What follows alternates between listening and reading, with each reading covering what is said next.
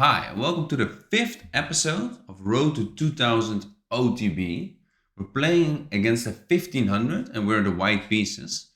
So we're experimenting with e4 on this tournament. It's in Alkmaar. So we start with e4 and he responded with c5, and I was really happy to see this because I was not looking forward to playing boring openings. However, I'm gonna study the openings. So it's later on, it's perfectly fine to play these openings. However, Sicilian, I love it. So we go for the main line. I'm not gonna play this. This is the Rosalimo. I'm not gonna do that. I'm going for right away d4. So takes, normal stuff. Defending the pawn, and he goes for the dragon. And now it's last opening. I did f4 to prevent this and then play bishop e3. But now I have studied it a little bit. I can play right away bishop e3, and it's the main line. So if he plays this, you probably have bishop g5, and then it's perfectly fine. Bishop g7, well, it's not really great to go for knight g4. However, you need to calculate it probably. Bishop g7. Now I went for f3, preparing g4. Castles. Queen d2, maybe bishop h6 to trade off the really strong bishop.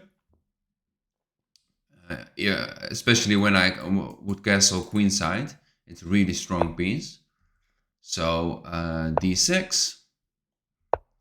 Now I castle. I could take here, but he has rook b8, threatening all kinds of stuff. So taking is not that good, I guess. So I castles. He took. Bishop takes d4. If the knight moves, I take his bishop, and I'm perfectly fine. a6, preparing b5, going for an attack. Well, I'm gonna do the same. That's why we play the Sicilian, and that's why we love the Sicilian. b5, g5, knight h5, and I trade off the really strong bishop. He takes with the knight, and I play right away h4. I'm here to attack, maybe sack in the future, but I don't really like to sack the rooks. The rook for the knight, however. Bishop e6, developing the bishop. I could play bishop e3, but this can be really strong in the future maybe. So I'm gonna trade it off. Queen c8, attacking the rook. Not that big of a fan of this move. So I went back, and you probably wanna play queen here or here, I don't know. The knight will come to d5, threatening a fork and a fork. You can defend probably both, so not that scary, I guess. However, he thought it was.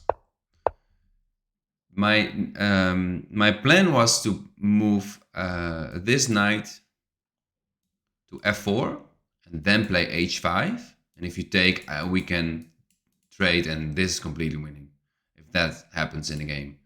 So the fun part about knight d5 is it's threatening a fork.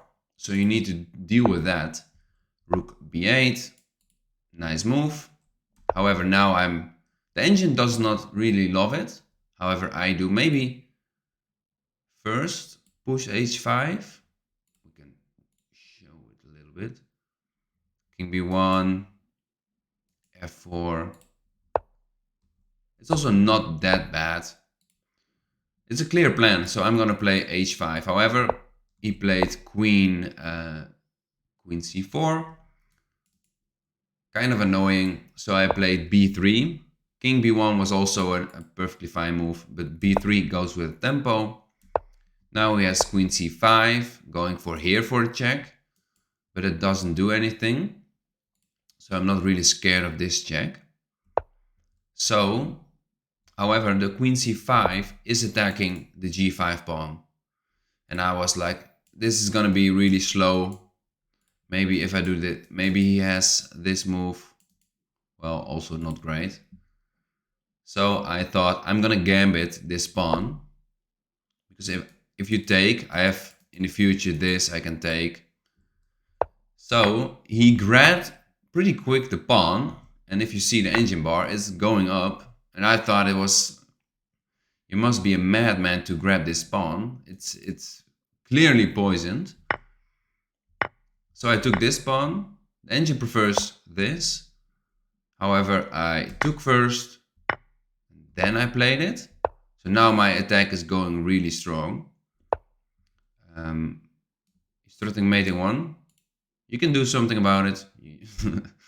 Pretty important. So king b1, rook f6, rook f8. And now it's, well, it's open. So now we need to start an attack. If you take, check, you probably can escape. But it's gonna be a tough fight. So I moved to c3, d3. Queen f6. He defended really well, to be honest. And I'm attacking, well, I normally I don't attack that much. I'm more of a positional player, so I'm more pushing towards the attack.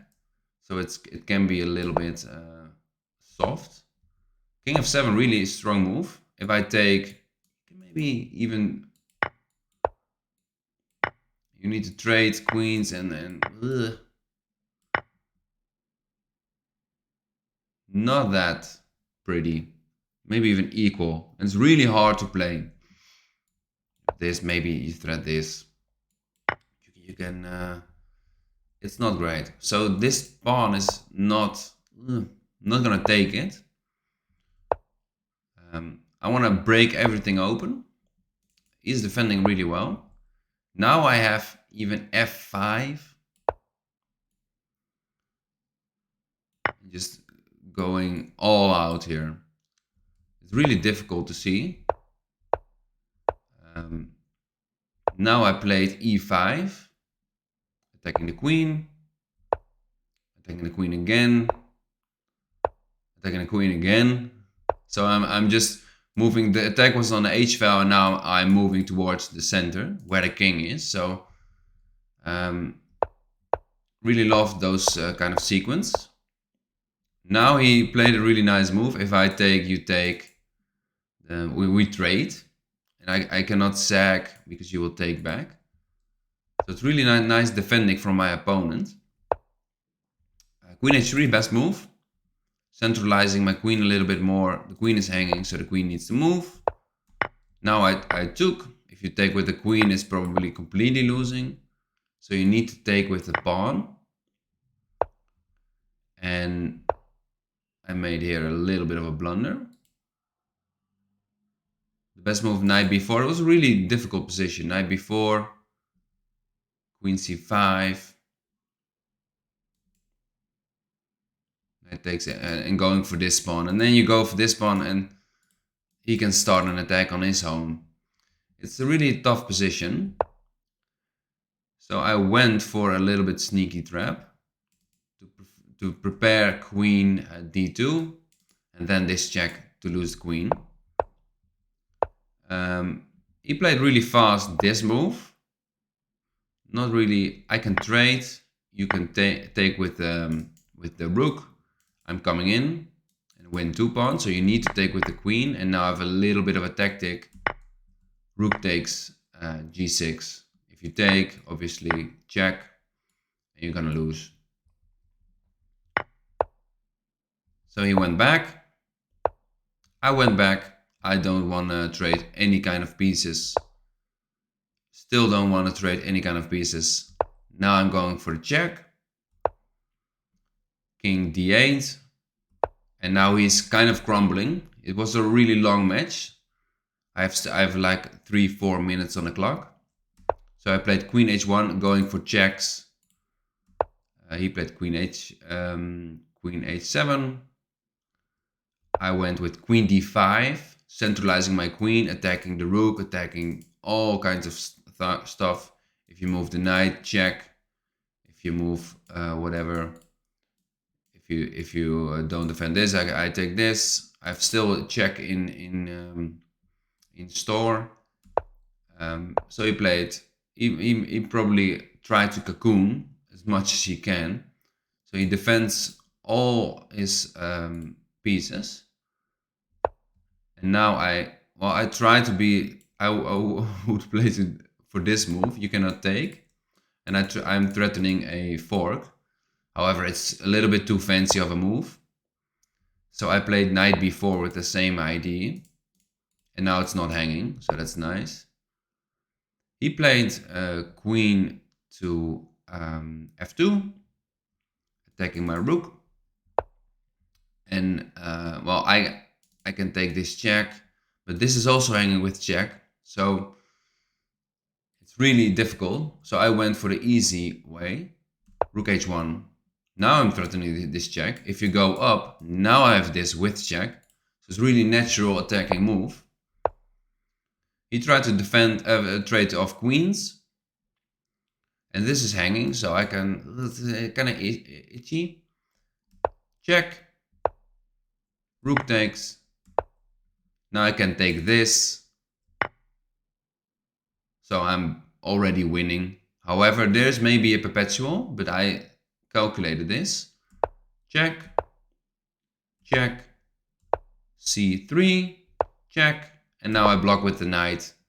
And well, this is scary. However, this is more scary. Even if you do this, it's mate. So it's not that scary if you mate your opponent. So after this move, he took this pawn, and I checked him. And now you can, he resigned around here. So that was a really nice attacking game for me. Normally I play a little bit more, little bit slower. However, e4 is really an eye-opener for me. Normally I play d4 all the time, queen's gambit. You get really nice positions. However, with e4 it's completely new. And back in the days I played also e4 a little bit. So I know what to do, but I played really simple chess, Ruy Lopez. But it's kind of boring to play all the time positional. So I'm going for the attack now, and it's paying off really well, and it's fun. So a lot of tactics, and I win a lot. So that's nice. So on to the next. Thank you for watching. Bye.